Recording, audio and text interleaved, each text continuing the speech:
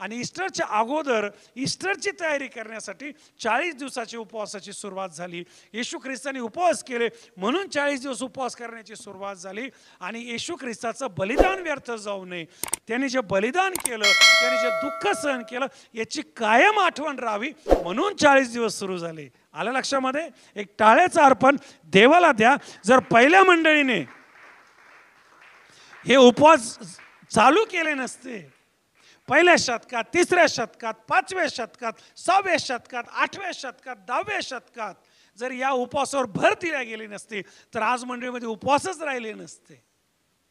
आज मंडळीमध्ये जे या दिवसामध्ये जागतिक लेवलला येशूच्या दुःखाची आठवण होती, येशूच्या वधस्तंभाची आठवण होती, येशूच्या मरणाची आठवण होती, ही लय पावली असते किंवा कमी झाली असती. आणि म्हणून देवाला धन्यवाद. देवाला माहिती आहे काय कधी सुरू करायचं. आमेन म्हणाल का? देवाला माहिती आहे की मंडळीला काय करायला लावायचं, कारण येशू गेल्यानंतर पवित्र आत्मा आला आणि हा पवित्र आत्मा आहे जो मंडळीला चालवतो, पवित्र आत्मा आहे जो चालवत असतो. आणि मी धन्यवाद देतो पहिल्या शतकातल्या मंडळीला, मी धन्यवाद देतो त्या सर्व आमच्या पूर्वजांना. ठीक आहे, याच्यामध्ये वेगवेगळे नियम, वेगवेगळे स्लाइड्सली मतभेद, तिकडे मला जायचं नाही. परंतु महत्त्वाचा विषय जर काय असेल, उपवास करत असताना जर आम्हाला वचनं आठवायचे आहेत, उपवास करत असताना जर आम्हाला प्रार्थना करायची आहे, उपवास करत असताना जर आम्हाला संगती ठेवायची, आराधना करायची, येशूला धन्यवाद द्यायचा, तर याच्यापेक्षा चांगला सीझन नाही आहे देवाला धन्यवाद देण्यासाठी, उपवास करण्यासाठी आणि प्रार्थना करण्यासाठी. आणि म्हणून तुम्ही कोण आहात, प्रोटेस्टंट आहात, कॅथोलिक आहात, कॅरिझमॅटिक आहात, ऑर्थोडॉक्स आहात, पेंटिकॉस्टल आहात, ह्याच्याबद्दल बायबल काही बोलत नाही. बायबल जे आहे ते प्रार्थना करण्याबद्दल बोलतं. बायबल जे आहे ते उपवास करण्याबद्दल बोलतं.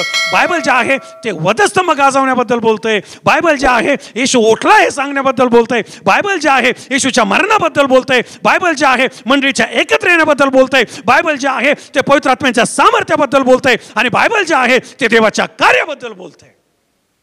आणि मग देवाला धन्यवाद की ते करत आले. आणि करत असताना आम्हाला पाहायला मिळतं याची सुरुवात पहिल्या शतकात झाली. मी आपल्याला सांगितलं याची सुरुवात कोणी केली तर ती मंडळीने केली. बायबलमध्ये लेंथ शब्द नाही आहे, बायबलमध्ये 40 दिवसाचे उपवास करा आणि मंडळीने केले पाहिजे असं कुठल्या पुस्तकात शिक्षण नाही आहे, पावलाचं शिक्षण नाही आहे आणि पेत्राचं शिक्षण नाही. आणि म्हणून याची स्थापना मंडळीने केली. आणि याच्यासाठी ही महत्त्वाची काय की देवाच्या आत्म्याने मंडळीला चालवलं. काही लोक 40 दिवस करतात, देवाला धन्यवाद. काही लोक यातले बुधवार करतात, शुक्रवार करतात, काही लोक यातले 10 दिवस करतात, काही लोक यातले 20 दिवस करतात, देवाला धन्यवाद. काही लोक या 40 दिवसात न करता इतर दिवशी करतात. प्लीज ऐका, त्यांना असं वाटतं आम्हाला 40 दिवसात नाही करायचं, नो प्रॉब्लेम, ते इतर दिवसात करतात, देवाला धन्यवाद. तुम्ही वर्षात कधीही करा, जेव्हा जेव्हा पवित्र आत्मा तुम्हाला प्रेरणा देईल तेव्हा करा, कारण उपवास प्रार्थना गरजेच्या आहेत. आता काही लोकांचं असं म्हणणं आहे की येशू ख्रिस्ताने आणि नवीन करारामध्ये उपवास कुठे करायला लावलेत? बायबलमध्ये असं कुठं लिहिलं उपवास करा? ते तर जुन्या करार सांगितलं. जुना करार सांगतो उपवासाचे दिवस नेमा, एकत्र या आणि प्रार्थना करा आणि उपवास करा आणि पश्चाताप करा. नवीन करारात कुठं सांगितलंय? लक्षपूर्वक ऐका, स्वतः येशू ख्रिस्ताने उपवासाबद्दल सांगितलं. आणि म्हणून लेंथमध्ये जर आम्हाला उपवासाची संधी मिळते आणि आम्ही कधीच उपवास करत नाही, आज मी आपल्याला उत्तेजन देईल. हा पहिला उपवास आहे आणि आपण पहिला उपवास धरत आहात. राहिलेले दिवस पण उपवास करा. देवाला विचारा, प्रभू मी काय करू? देवाला विचारा की प्रभू तुझी काय इच्छा आहे. आणि उपवास जे आहेत ते तुमच्या आत्मिक वाढ करतील. उपवास जे आहे तुम्हाला देवाच्या जवळ घेऊन जातील. उपवास जे आहे तुम्हाला येशूचं दुःख, येशूचं बलिदान, येशूचं मरण, येशूचं मन, येशूची इच्छा ही तुमच्या घरात आणि जीवनात आणि मंडळीत प्रगट होईल. या मधला जो मेन गाभा आहे, यामधला जो मेन कॉन्सेप्ट आहे, उपवास करा. मी परत सांगतो, तुम्ही कधीही करा पण करा. यामधला मेन कॉन्सेप्ट आहे प्रार्थना करा, करा. यामधला मेन कॉन्सेप्ट आहे पश्चाताप करा, करा. यामधला मेन कॉन्सेप्ट आहे गोरगरिबाची काळजी घ्या, घ्या. यामधला मेन कॉन्सेप्ट आहे ईस्टर साजरा करा. लोकांना सांगा तो उठलाय, करा. कारण हे बायबलमधल्या गोष्टी आहेत. लेंथ जो आहे हा आम्हाला आठवण करून देत आहे की आम्ही आयुष्यभर आणि जीवनभर या जीवनात जगत असताना लक्षात ठेवलं पाहिजे की मी माती आहे आणि माती मातीला जाऊन मिळणार आहे. अजून महत्त्वाची गोष्ट मला या भागाची आपल्याला सांगताना आठवण करू द्या की या लेंथमध्ये 40 दिवसाचे उपवास केले जातात. कारण याची जी महत्त्वाची पार्श्वभूमी आहे, येशूने 40 दिवस उपवास केले. त्याच्यानंतर जुन्या करारात पण 2 महत्त्वाचे लोक आहेत, त्यांनी पण 40 दिवस उपवास केले. एक आहे व्हेरी गुड, एक आहे मोशे आणि दुसरा आहे व्हेरी गुड एलिया. आम्हाला पाहायला मिळतं मोशेने 40 दिवस उपवास केले, एलियाने 40 दिवस उपवास केले आणि येशू ख्रिस्ताने देखील 40 दिवस उपवास केले. लेंथ हा बायबलमध्ये नाही, राखेचा बुधवार हा शब्द बायबलमध्ये नाही, परंतु लेंथच्या मागची जी उपवासाची भूमिका आहे ती आपल्या बायबलमध्ये. आमेन म्हणाल का? राखेच्या बुधवारच्या मागची जी भूमिका आहे कोणती? उपवास करण्याची, ती आपल्या बायबलमध्ये. किती लोक आमेन म्हणतील? समजतं मी काय बोलत आहे? आणि म्हणून या 40 दिवसामध्ये मी आपल्याला आव्हान करेल उपवास करण्यासाठी. या 40 दिवस उपवास करण्यासाठी नाही, आयुष्यभर उपवास करण्यासाठी. जेव्हा जेव्हा प्रेरणा भेटेल तेव्हा उपवास करण्यासाठी, जेव्हा जेव्हा पवित्र आत्मा आपल्याला उत्तेजन देईल तेव्हा तेव्हा उपवास करण्यासाठी. लेंथला धरून काही प्रश्न आहेत, जास्त नाही, 3-4च काढलेत आपल्यासाठी. खूप आहेत म्हटलं तुम्हाला 4च खूप होतील, परंतु या शिक्षणाची मंडळीला गरज आहे. या शिक्षणाची जगाला गरज आहे, मराठी मंडळींना गरज आहे, सेवकांना आणि अनेक विश्वासांची गरज आहे. हे नॉलेज आपल्यापर्यंत आलं पाहिजे जेणेकरून आपल्याला आयडिया राहील. मी नाताळच्या काळात आपल्याला क्लिअर आयडिया दिली, आठवत आहे का? खूप क्लिअर आयडिया दिली आणि आताही मी आपल्याला क्लिअर आयडिया देते. पहिला प्रश्न आहे याला धरून, लोकांचं म्हणणं आहे की हा रोमन सण आहे. लोकांचं म्हणणं आहे की हा बॅबिलोन जो सण आहे तिथून त्याचा इन्फ्लुएन्स याच्यामध्ये आहे. ईस्टर जे आहे ती एक देवता आहे, याच्याबद्दल मी आपल्याला पुढे बोलणार आहे. आता मी तिकडे जात नाही, परंतु मला आपल्याला सांगू द्या, हा जो सण आहे सुरुवातीपासून तुम्ही ऐकत असाल तर मला उत्तर द्या. सगळ्यात पहिले जो लेंथ सुरू झाला किती दिवसाचा होता?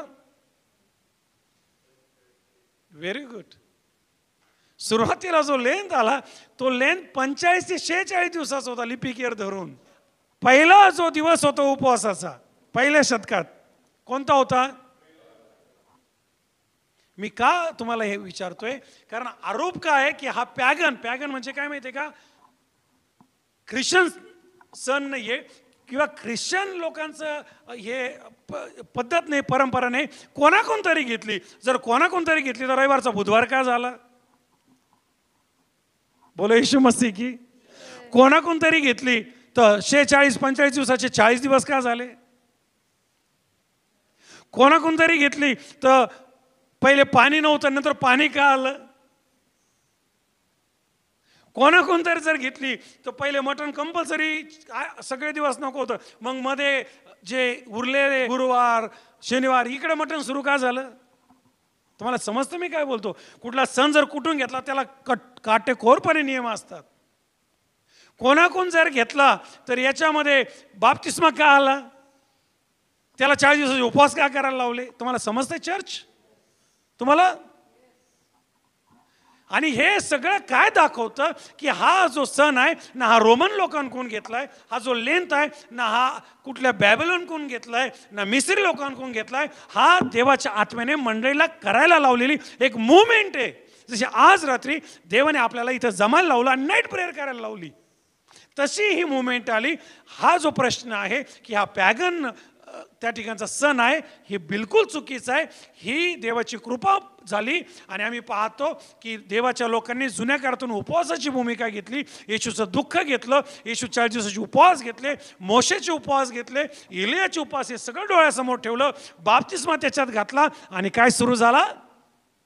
लेंथ सुरू झाला. लक्षपूर्वक ऐका, येशू ख्रिस्ताला ज्या वेळेस डोंगरावर त्याचं रूपांतर झालं त्याच्याबरोबर अजून 2 जण उभे होते. पेत्र तिथे गेला आणि पेत्र म्हणतो 3 तंबू बांधतो, एक तुमच्यासाठी प्रभू, आपल्यासाठी, एक मोशेसाठी आणि एक एलियासाठी. लिंक लागते मी काय बोलत आहे?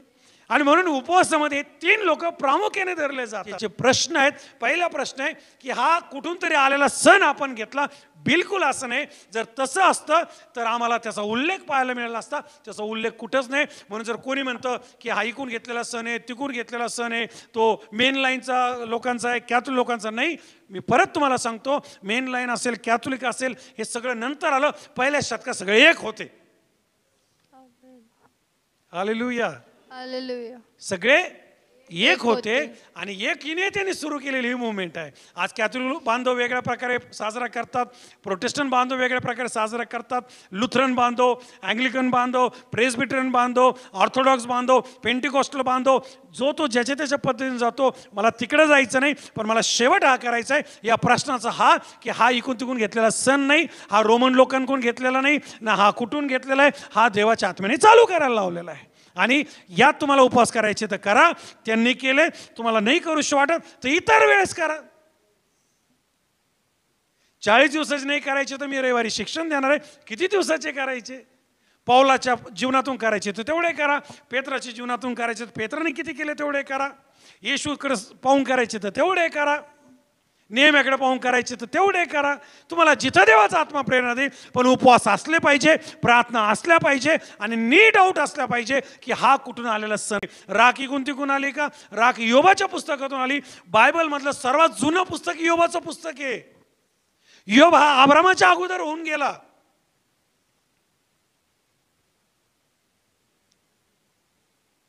ज्यांना समजलं देवाला धन्यवाद. योब अब्रामाच्या अगोदर. ऊस हे हा जो देश होता, थोडा अभ्यास करा, त्या गावाचा अभ्यास करा. अब्राम तिकडूनच आला होता. अब्रामाच्या अगोदर सर्वात जुनं पुस्तक योबाचं पुस्तक आहे आणि तिथं राख आहे. म्हणजे राख याचा अर्थ पश्चाताप. आता उद्यापासून लगे क्रूज करून सुरू नका करू. मी त्याचे अर्थ घ्या. आणि तो पालक साहेबांनी शिकवला नाही एकदम पूर्ण ऐका नाही तर मग कधीच सुरू झाले. पहिले सुरुवातीचे उपस्थापन होतो 40 नव्हते, 45-46 होते. ठीक आहे, मला पुढे जाऊ द्या.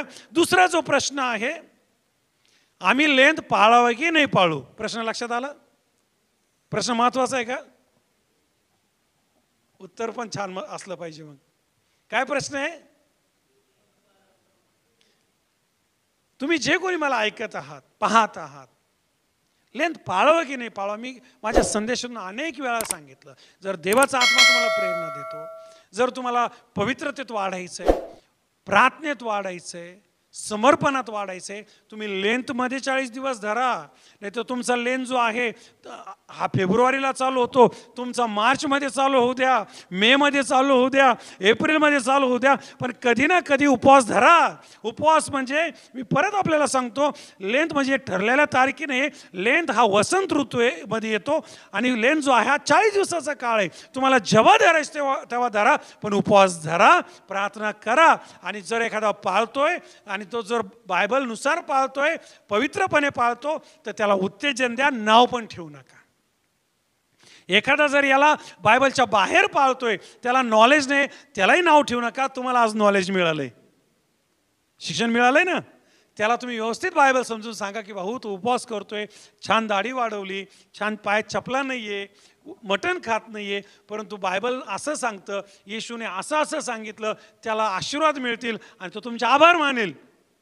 त्याला हे नका म्हणू तू चुकीचं करतो, दाढी वाढवली. त्याला थोडं तुमच्याकडे वचन आलंय, त्याला थोडंसं शिक्षण द्या. आणि म्हणून लेंथ पाळावं का? होय, जर पवित्र आत्मा प्रेरणा देतोय आणि तुम्हाला उपवास करूशी वाटतंय आणि तुम्हाला देवात वाढायचंय तर आवर्जून पाळा. कारण पहिली जी मंडळी होती ती काय इकून तिकून बोलवलेली मंडळी नव्हती, ती देवाने तयार केलेली मंडळी होती. बरं, जे 3ऱ्या शतकात जमले ते मोठे मोठे बिशप होते, ते म्हणले हे खूप चांगलं आहे आणि म्हणून तो आपण पाळला पाहिजे.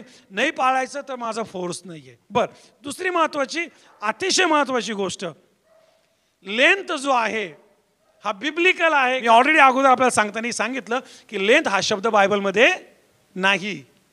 आणि बऱ्याच वेळा आपण ख्रिश्चन लोक म्हणतो जे बायबलमध्ये ते करायचं बाबा, आणि जे बायबलमध्ये ते करायचं, जे बायबलमध्ये नाही ते करायचं नाही. आणि म्हणून मी परत सांगतो की बायबलमध्ये काही गोष्टी आहेत ज्या आम्हाला सपोर्ट करतात, काही गोष्टी बायबलमध्ये नाही. कारण बायबल जे आहे हे 2000 वर्षापूर्वी लिहिलं गेलंय. प्लीज ऐका, लिहिलं गेलं म्हणण्यापेक्षा 2000 वर्षापूर्वी ॲक्टचं जे पुस्तक आहे, प्रेषणचं कृत्य, हे शेवटचं पुस्तक आलं आणि तिथं बायबलचं लिखाण थांबलेलं आहे. बायबल पूर्ण मंडळीच्या इतिहासामध्ये हे सगळं सापडेल. आणि मंडळीच्या इतिहासामध्ये लेंथ आहे, मंडळीच्या इतिहासामध्ये बुधवार आहे, मंडळीच्या इतिहासामध्ये नाताळ आहे, मंडळीच्या इतिहासामध्ये मोंदी गुरुवार आहे, गुड फ्रायडे आहे, ईस्टर आहे, आपल्याला सांगू द्या बाप्तिस्मा आहे, लग्न आहे, बोलो येशू मसीह की, उपवास आहे, प्रार्थना आहे, दान अर्पण आहे, आराधना आहे, हे संगती आहे, स्वार्थ प्रसार आहे. आणि जे मंडळीच्या इतिहासामध्ये आहे ते आम्हाला करायचं आहे. किती लोक आमेन म्हणतील? चला, म्हणून पाळावं की नाही पाळावा मी आपल्याला सांगितलं. बिब्लिकल आहे का नाही आहे? बिलकुल नाही आहे, याच्यामध्ये नाही आहे. परंतु याच्यामधला जो संदर्भ आहे उपवासाचा, याच्यामध्ये लेन नाही आहे, पण लेंथमध्ये जो उपवास आहे तो याच्यामध्ये आहे.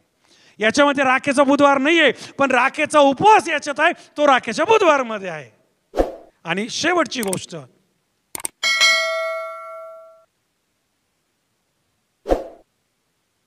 खाणं पिणं घालणं याच्याबद्दल काय अनेक प्रश्न आहेत.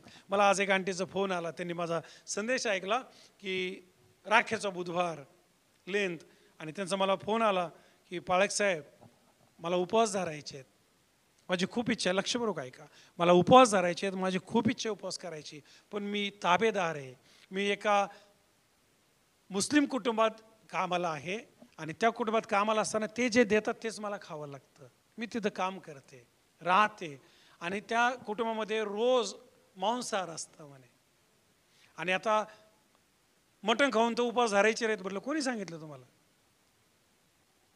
तुम्हाला हे कोण म्हटलं मटण खाऊन उपवास धरू नका? उपवास खाण्यावर नाहीये, उपवास हृदयावर आहे, उपवास कृतीवर आहे. खाणं हे दुय्यम आहे. आणि म्हणून अन्न वर्ज्य करणं उपवास नव्हे, पाप वर्ज्य करणं म्हणजे उपवास आहे. आणि मी त्यांना सांगितलं आंटी बिलकुल हे असं घेऊ नका की काय म्हणतात त्याला, मला तिथं मटण भेटणार आहे आणि मग मी उपवास धरणार नाही. उपवास धरा, जर तुम्हाला धरायची इच्छा आहे, मग जे जेवण येईल त्याच्यावर प्रार्थना करा, देवाला माहिती आहे तुमची परिस्थिती काय आहे. आणि त्यांनी उपवास चालू केले. टाळ्या वाजवून देवाला धन्यवाद द्या. आलं लक्षामध्ये प्रश्नाचं उत्तर?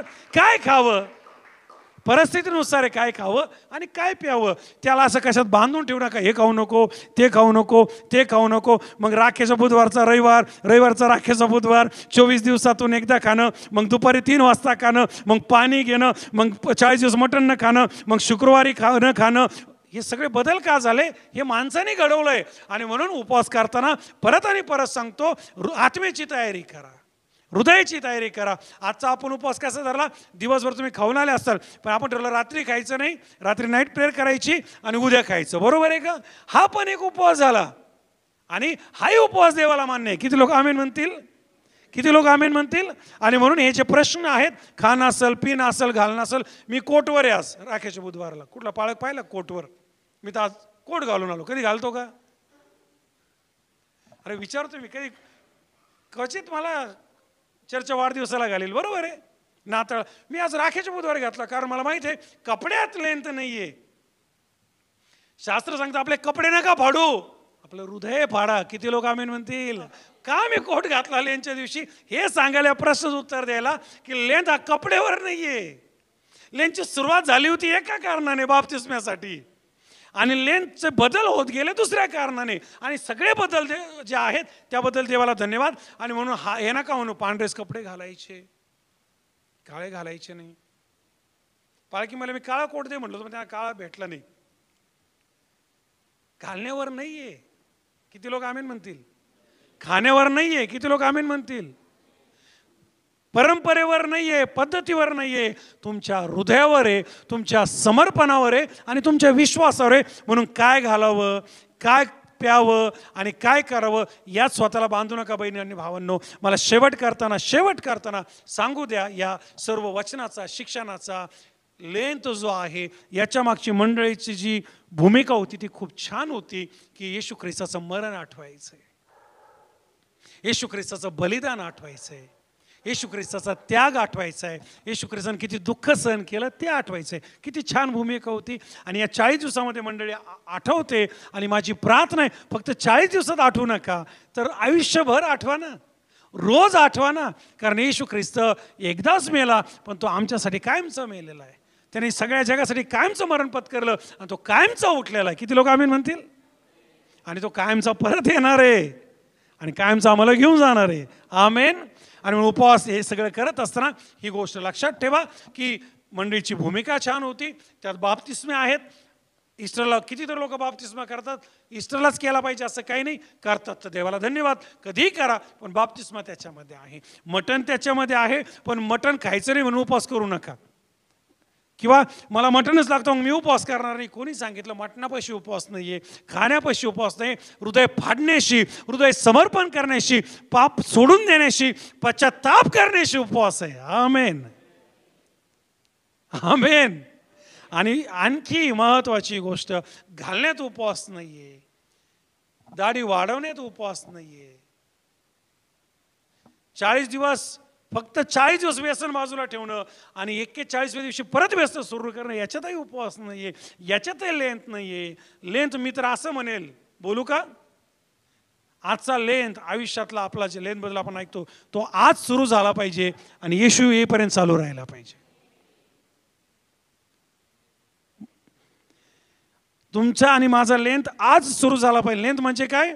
उपवास का, प्रार्थना का, समर्पण का, पश्चाताप का, त्यागमय का, येशूच्या घोषणेचा का, तर येशू येईपर्यंत तो चालू ठेवा. याला म्हणतात लेंथ आणि याला म्हणतात देवाला गौरव. लेंथ जो आहे तो घोषणेचा उत्सव आहे.